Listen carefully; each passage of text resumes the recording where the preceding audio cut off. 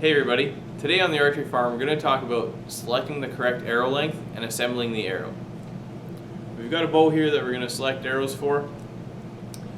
When I'm doing this for customers in the store, I've got a draw length guide arrow here that's got measurements all up the side of it.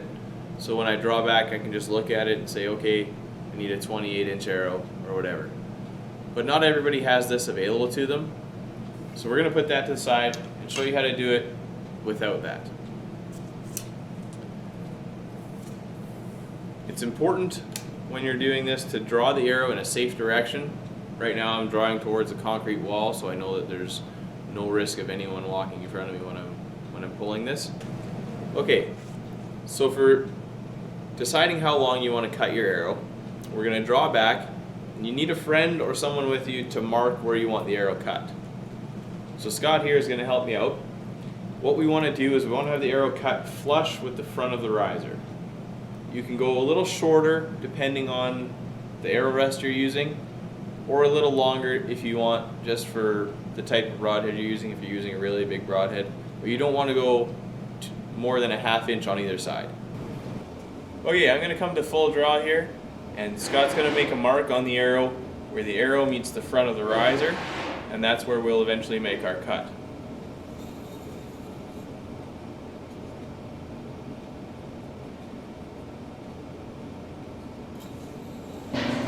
Okay, now we're going to cut our arrow.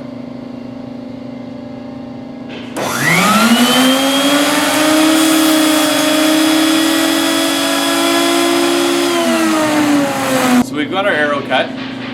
If you notice, while I was cutting the arrow, I spun the arrow into the saw blade and then spun it a couple times after it was completely cut.